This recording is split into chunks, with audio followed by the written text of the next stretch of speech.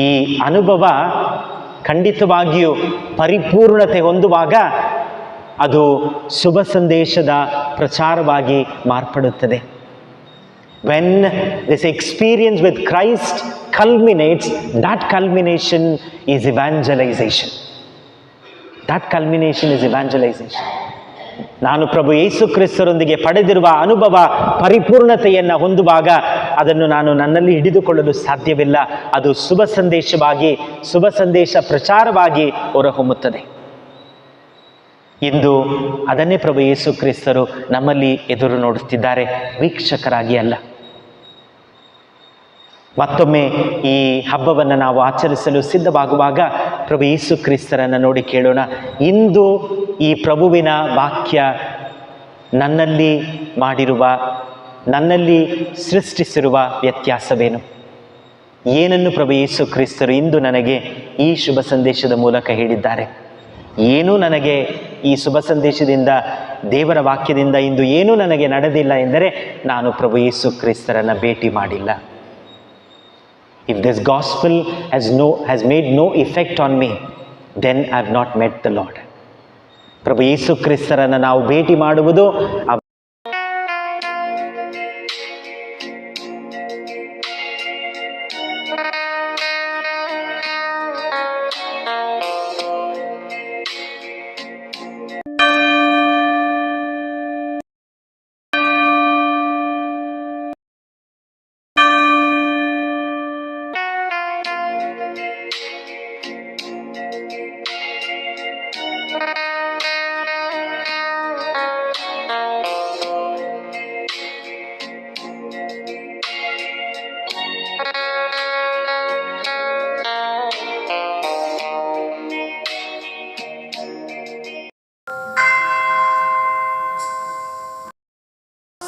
ಸಂತೋಷದಿಂದ ಒಟ್ಟಾಗೋಣ, ಈ ಭವ್ಯ ಆಲಯ ಸೇರೋಣ.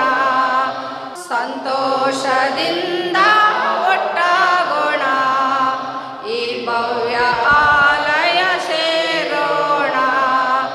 ಸಪ್ತ ಸ್ವರಗಳಿಂದ ಕೊಂಡಾಡೋಣ, ಹಾಡಿ ನಲಿಯೋಣ. ದೇವ ವಾಕ್ಯವ ಕೇಳೋಣ, ಮನದಿರಿಸೋಣ. ಆತ್ಮಬಲದ ವರಗಳಿಂದ ಜಗದಿ ಮೊಳಗೋಣ. ದೇವವರು ಪ್ರೀತಿ ಎನ್ನೋಣ, ಅವರ ಪ್ರೀತಿಗೆ ಪ್ರತಿಯಾಗಿ ಸಾಕ್ಷಿಯಾಗೋಣ. ಸಂತೋಷದಿಂದ ಒಟ್ಟಾಗೋಣ, ಈ ಭವ್ಯ ಆಲಯ ಸೇರೋಣ. ಸಪ್ತ ಸ್ವರಗಳಿಂದ ಕೊಂಡಾಡೋಣ, ಆಡಿ ನಲಿಯೋಣ. ನೋವು ನಲಿವಿನ ಜೀವನವ ಪ್ರಭುಗೆ ನೀಡೋಣ. ಅವರ ಕರದಿ ಶಾಂತಿ ಸುಖವ ನಾವು ಪಡೆಯೋಣ. ಫಲದಲ್ಲಿ ಸುಖಕಂಡು ಪ್ರೀತಿ ಹಂಚೋಣ.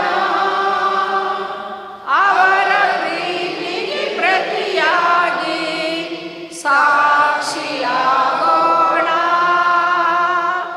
ಸಂತೋಷದಿಂದ ಒಟ್ಟಾಗೋಣ, ಈ ಭವ್ಯ ಆಲಯ ಸೇರೋಣ. ಸಪ್ತ ಸ್ವರಗಳಿಂದ ಕೊಂಡಾಡೋಣ, ಆಡಿ ನಲಿಯೋಣ. ಪಿತನ ಮತ್ತು ಸುತನ ಮತ್ತು ಪವಿತ್ರಾತ್ಮರ ನಾಮದಲ್ಲಿ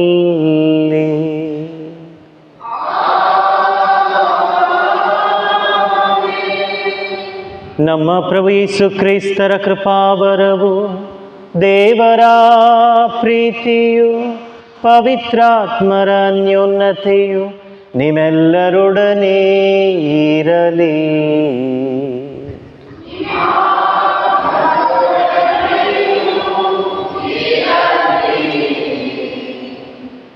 ಪ್ರೀತಿಯ ಸಹೋದರ ಸಹೋದರಿಯರೇ, ಇಂದು ನಾವು ಆಗಮನ ಕಾಲದ 3ನೆಯ ಭಾನುವಾರವನ್ನು ಆಚರಿಸುತ್ತಿದ್ದೇವೆ. ಈ ಬಲಿಗೆ ನಿಮ್ಮೆಲ್ಲರನ್ನ ಸ್ವಾಗತಿಸುತ್ತೇನೆ. ಇಂದು 1ನೇ ಬತ್ತಿಯಾದ ನಂಬಿಕೆ, 2ನೇ ಬತ್ತಿಯಾದ ಪ್ರೀತಿ, 3ನೇ ಬತ್ತಿಯಾದ ಸಂತೋಷ, ಈ 3 ಬತ್ತಿಗಳನ್ನು ಹೊತ್ತಿಸುತ್ತೇವೆ. ಆಗಮನ ಕಾಲದಲ್ಲಿ ಇದು ಸಂತೋಷದ ಭಾನುವಾರ. ದೇವರ ಪುತ್ರರಾದ ಯೇಸು ತಮ್ಮ ಜನನದ ಮೂಲಕ ಈ ಲೋಕದಲ್ಲಿ ಸಂತೋಷದ ದೀಪವನ್ನು ಹೊತ್ತಿಸಿದರು. ಆ ಸಂತೋಷವನ್ನೇ ನಾವಿಂದು ಸ್ಮರಿಸಿ ಕೊಂಡಾಡುತ್ತೇವೆ. ಹೊರಡುವಿರಿ ನೀವು ಆನಂದಭರಿತರಾಗಿ, ಬರುವಿರಿ ನೆಮ್ಮದಿಯಿಂದ ಸಾಲಾಗಿ. ನಿಮ್ಮ ಮುಂದೆ ತಟ್ಟಾಡುವಗಳು ಬೆಟ್ಟಗುಡ್ಡಗಳು, ಚಪ್ಪಾಳೆ ಹೊಡೆಯುವು ಅಡವಿಯ ಗಿಡಮರಗಳು ಎಂದು ಯೆಶಾಯ ಪ್ರವಾದಿಯ ಮೂಲಕ ದೇವರು ಘೋಷಿಸಿದ ಸಂತೋಷ ಇದೆ. ಪ್ರಾರ್ಥಿಸೋಣ. ನಮ್ಮ ಸಂತೋಷದ ಬುಗ್ಗೆಯಾದ ದೇವರೇ, ಮಾನವ ರೂಪ ಧರಿಸಿ ಈ ಲೋಕಕ್ಕೆ ಬಂದ ನೀವು ಪವಿತ್ರಾತ್ಮರಲ್ಲಿ ನಿಮ್ಮೊಡನೆ ವಾಸವಾಗಿದ್ದೀರಿ. ನಮ್ಮ ಮನೆಗಳನ್ನು ಸಂತೋಷದಿಂದ ತುಂಬಿರಿ. ನಾವು ಲೋಕಕ್ಕೆ ಬೆಳಕು ನೀಡುವ ಜ್ಯೋತಿಗಳಾಗಿ ಪ್ರಕಾಶಿಸುವಂತೆ ಅನುಗ್ರಹಿಸಿರಿ. ನಮ್ಮ ಸಂತೋಷವನ್ನು ಪರಿಪೂರ್ಣಗೊಳಿಸುವ ಪ್ರಭು ಕ್ರಿಸ್ತರ ಮುಖಾಂತರ ನಿಮ್ಮನ್ನು ಪ್ರಾರ್ಥಿಸುತ್ತೇವೆ.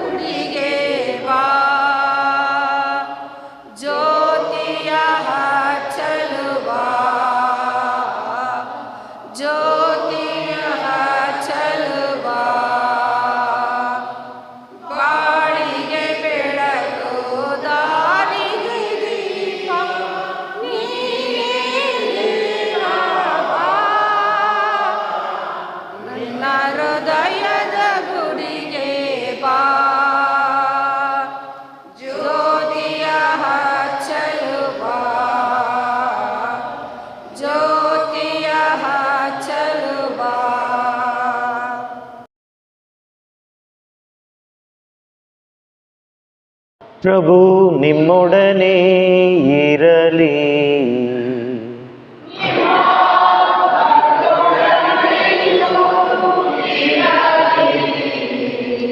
ಸಂತ ಯೋಹಾನರು ಬರೆದ ಪವಿತ್ರ ಶುಭ ಸಂದೇಶದಿಂದ ವಾಚನ.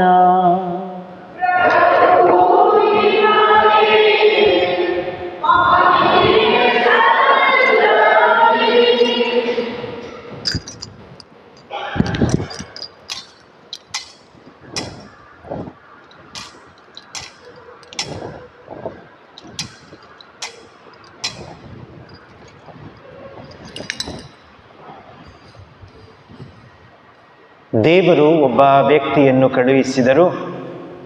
ಆತನ ಹೆಸರು ಯೋಹಾನ. ಈತನು ಸಾಕ್ಷಿ ಕೊಡಲು ಬಂದನು.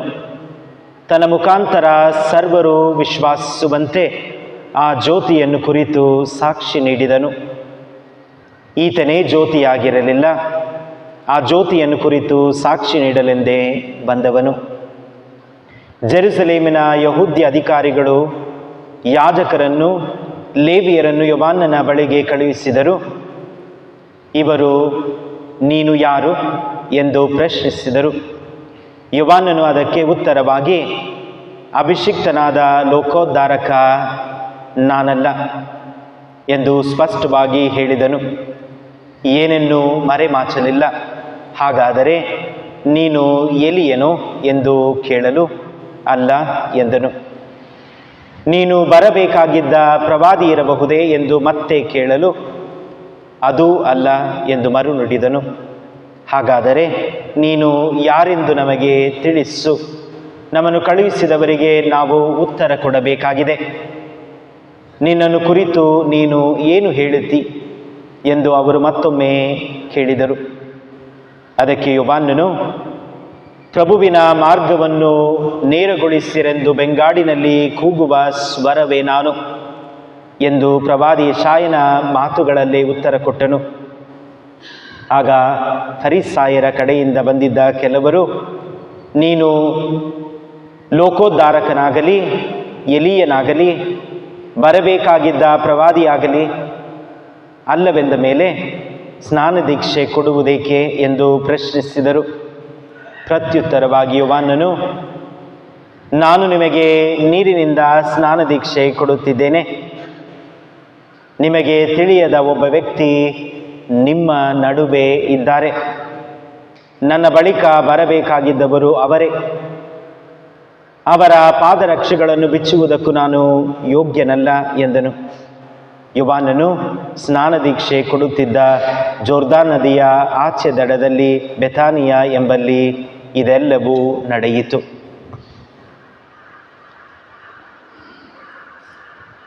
ಪ್ರಭು ಕ್ರಿಸ್ತರ ಶುಭ ಸಂದೇಶ.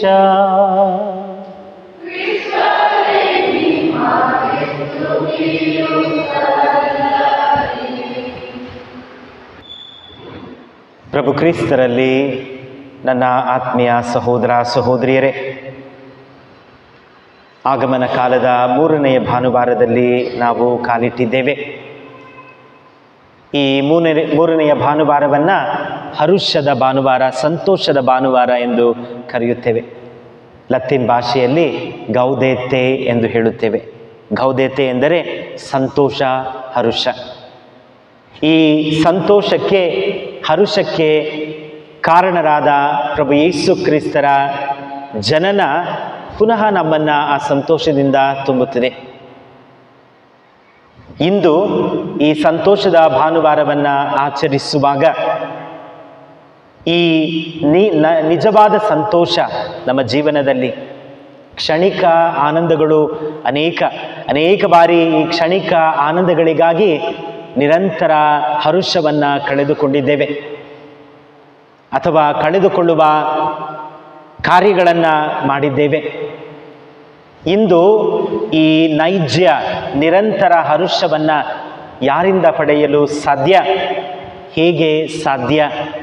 ನಾವು ಪಡೆದ ಹರುಷವನ್ನು ಹೇಗೆ ಇತರರೊಂದಿಗೆ ಹಂಚಿಕೊಳ್ಳಲು ಸಾಧ್ಯ ಎಂಬುದನ್ನು ಧ್ಯಾನಿಸಲು ತಾಯಿ ಧರ್ಮಸಭೆ ನಿಮ್ಮನ್ನು ಆಹ್ವಾನಿಸುತ್ತದೆ. ಪೀಠಿಕೆಯಲ್ಲಿ ಹೇಳಿದ ಹಾಗೆ ಪ್ರಭು ಯೇಸು ಕ್ರಿಸ್ತರು ನಮ್ಮ ಸಂತೋಷದ, ಹರುಷದ ಬುಗ್ಗೆಯಾಗಿದ್ದಾರೆ. ನಮ್ಮ ಹರುಷದ ಉಗಮ ಸ್ಥಾನ ಪ್ರಭು ಯೇಸು ಕ್ರಿಸ್ತರು. ಯಾರೆಲ್ಲ ಪ್ರಭು ಯೇಸು ಕ್ರಿಸ್ತರನ್ನ ಪರಿಪೂರ್ಣವಾಗಿ ಪೂರ್ಣ ಹೃದಯದಿಂದ, ಮನಸ್ಸಿನಿಂದ ಸ್ವೀಕರಿಸುತ್ತಾರೋ ಅವರಲ್ಲಿ ಈ ಸಂತೋಷವನ್ನು ಖಂಡಿತವಾಗಿಯೂ ಕಾಣಬಹುದು. ಇಂದು ಈ ಸಂತೋಷದ ಭಾನುವಾರವನ್ನು ಆಚರಿಸುವಾಗ ಮುಖ್ಯವಾಗಿ 3 ವಿಷಯಗಳ ಬಗ್ಗೆ ಧ್ಯಾನಿಸಲು ನಿಮ್ಮನ್ನು ಆಹ್ವಾನಿಸುತ್ತೇನೆ. ಯಾವಾಗ ನಮಗೆ ಈ ಸಂತೋಷ ಸಿಗುತ್ತದೆ, ಯಾವಾಗ ಈ ಸಂತೋಷ ನಮ್ಮಲ್ಲಿ ಹರಡುತ್ತದೆ, ನಮ್ಮಲ್ಲಿ ಹರಡುವ ಸಂತೋಷವನ್ನು ಇತರರಿಗೆ ನಾವು ಪ್ರಸರಿಸಬಹುದು ಎಂದು 3 ಈಗಳು ಆಂಗ್ಲ ಭಾಷೆಯಲ್ಲಿ ಹೇಳಬೇಕಾದರೆ ಎನ್ಕೌಂಟರ್, ಎಕ್ಸ್ಪೀರಿಯನ್ಸ್, ಇವ್ಯಾಂಜಲೈಸ್. ಎನ್ಕೌಂಟರ್, ಪ್ರಭು ಯೇಸು ಕ್ರಿಸ್ತರನ್ನು ಭೇಟಿ ಮಾಡು. ಪ್ರಭು ಯೇಸು ಕ್ರಿಸ್ತರನ್ನು ನಾವು ಎದುರುಗೊಂಡಾಗ, ಭೇಟಿ ಮಾಡಿದಾಗ ಮಾತ್ರ ಈ ಸಂತೋಷ ನಮ್ಮಲ್ಲಿ ಹುಟ್ಟುತ್ತದೆ. ಹೇಗೆ ನಾನು ಈ ಪ್ರಭು ಯೇಸು ಕ್ರಿಸ್ತರನ್ನು ಭೇಟಿ ಮಾಡುವುದು? ಪ್ರಭು ಯೇಸು ಕ್ರಿಸ್ತರ ವಾರ್ತೆಯಲ್ಲಿ ಮತ್ತು ಅವರ ಕೆಲಸಗಳಲ್ಲಿ. ಪ್ರಭು ಯೇಸು ಕ್ರಿಸ್ತರನ್ನು ನಾನು ಸಂಧಿಸಬೇಕಾದದ್ದು, ಭೇಟಿಯಾಗಬೇಕಾದದ್ದು ಅವರ ವಾಕ್ಯದಲ್ಲಿ.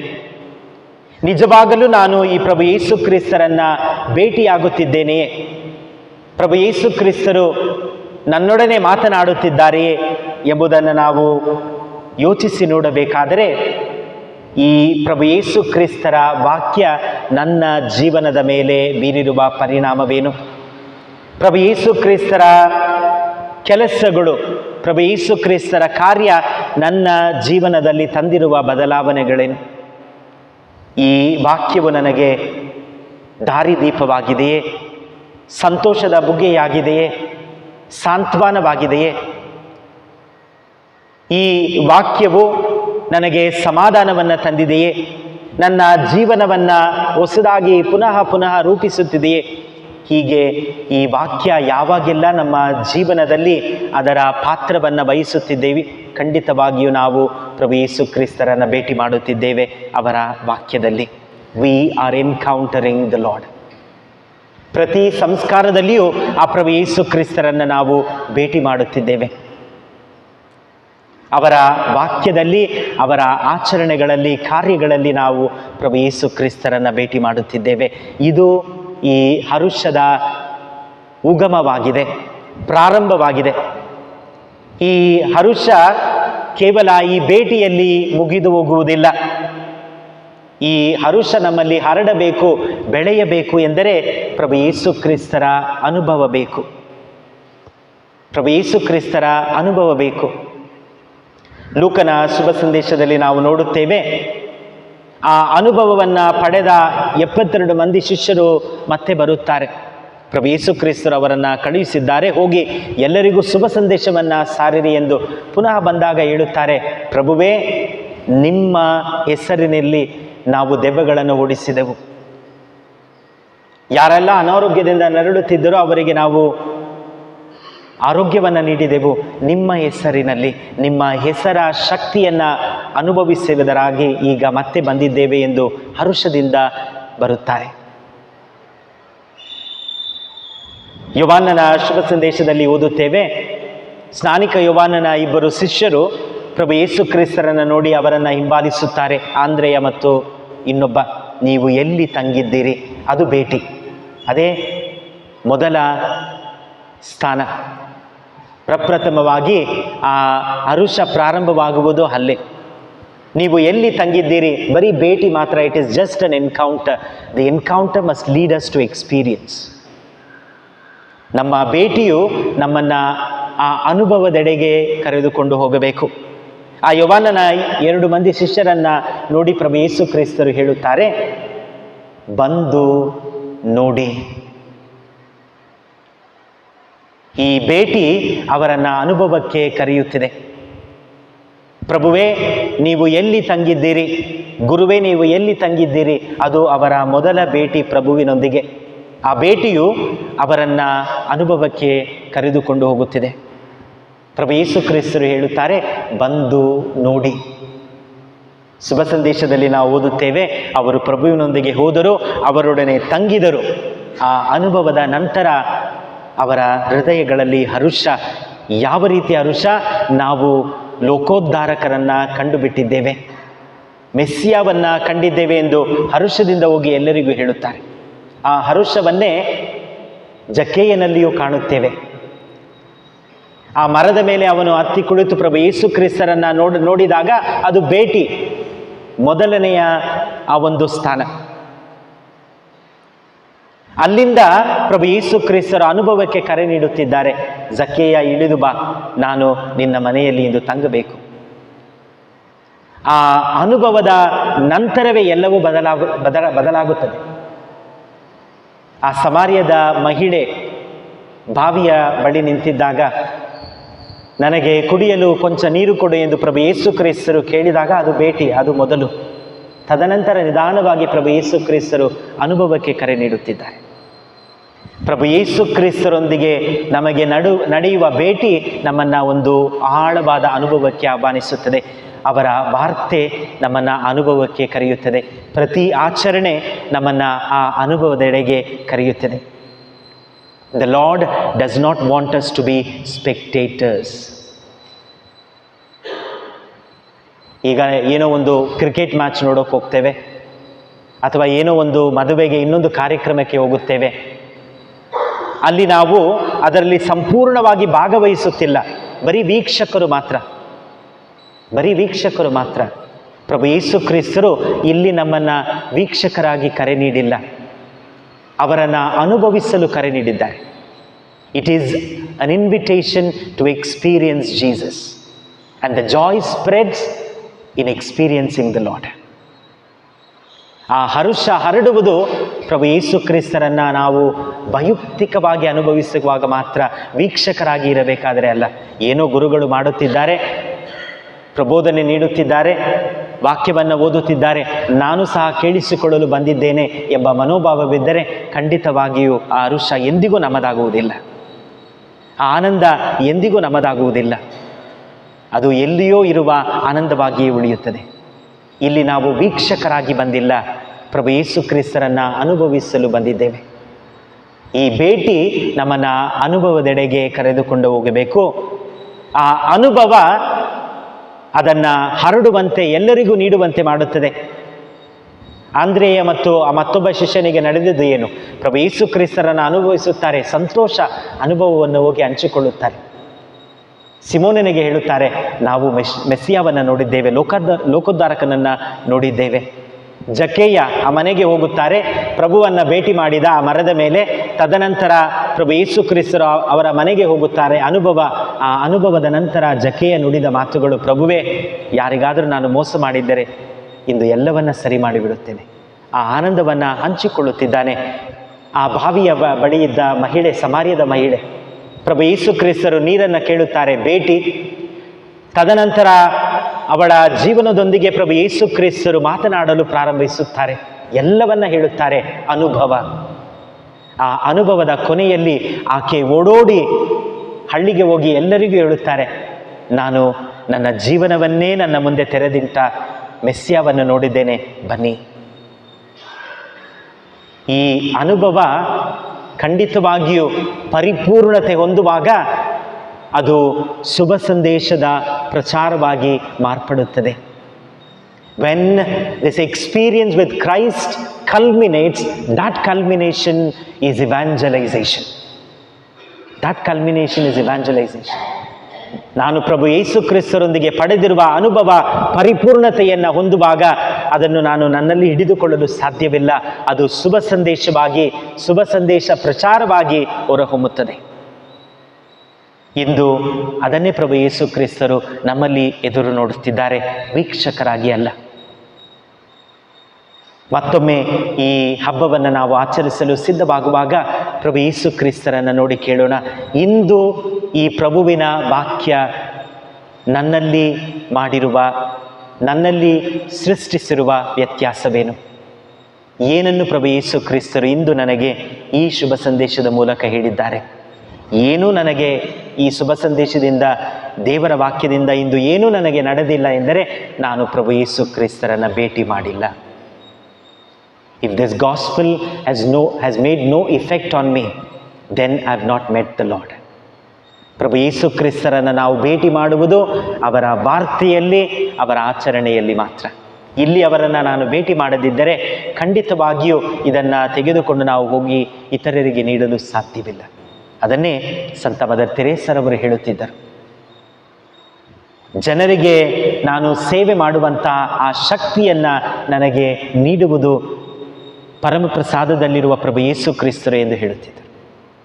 ಅಲ್ಲಿಂದ ಪಡೆದ ಶಕ್ತಿಯನ್ನೇ ನಾನು ಬಡಬಗ್ಗರಿಗೆ, ಅನಾಥರಿಗೆ, ಇತರರಿಗೆ ನೀಡುತ್ತಿದ್ದೇನೆ ಎಂದು ಹೇಳಿ, ಇದು ಆ ಶಕ್ತಿಯನ್ನು, ಆ ಹರುಷವನ್ನು, ಆ ಅನುಭವವನ್ನು ಪಡೆಯುವ ಸ್ಥಳವಾಗಿದೆ. ಆದ್ದರಿಂದ ಪ್ರಭುವಿನ ವಾಕ್ಯಕ್ಕೆ, ಈ ದಿವ್ಯ ಆಚರಣೆಗಳಿಗೆ ನಮ್ಮ ಮನಗಳನ್ನು ತೆರೆಯೋಣ. ಅಲ್ಲಿ ಪ್ರಭು ಯೇಸು ಕ್ರಿಸ್ತರನ್ನು ಭೇಟಿ ಮಾಡೋಣ. ಅದು ಪ್ರಭು ಯೇಸು ಕ್ರಿಸ್ತರನ್ನು ಅನುಭವಿಸುವಂಥ ಕರೆಯಾಗಲಿ. ಪ್ರಭು ಯೇಸು ಕ್ರಿಸ್ತರ ಅನುಭವ ನಮ್ಮಲ್ಲಿ ಶುಭ ಸಂದೇಶದ ಪ್ರಚಾರವಾಗಲಿ. ಪ್ರಭು ಯೇಸು ಕ್ರಿಸ್ತರ ಹರುಷವನ್ನು ಪಡೆದಿದ್ದೇವೆ, ಅದನ್ನು ಇತರರೊಂದಿಗೆ ಹಂಚಿಕೊಳ್ಳುವಂತೆ ದೇವರು ನಮ್ಮನ್ನು ಆಶೀರ್ವದಿಸಲಿ ಎಂದು ಪ್ರಾರ್ಥಿಸೋಣ.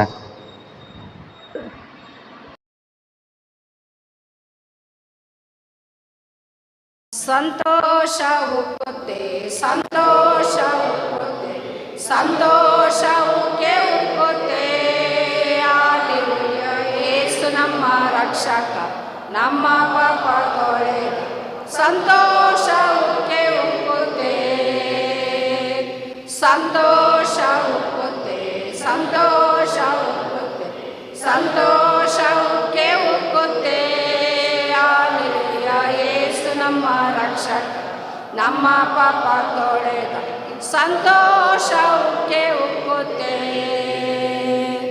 ದಾರಿ ತಪ್ಪಿ ನಾ ನಡೆದೆ, ಅದೇ ದಾರಿಯಲ್ಲಿ ನಾ ಅಲೆದೆ.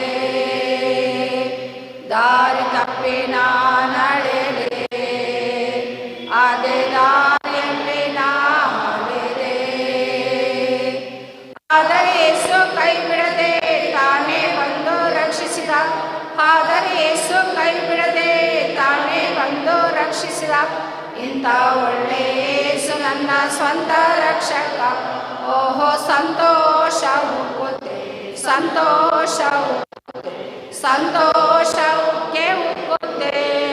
ಹಲ್ಲೆಲೂಯಾ, ಯೇಸು ನನ್ನ ರಕ್ಷಕ, ನಮ್ಮ ಪಾಪ ತೊಳೆದ, ಸಂತೋಷ ಉಕ್ಕೆ ಉಕ್ಕುತ್ತೆ. ಪುತ್ರ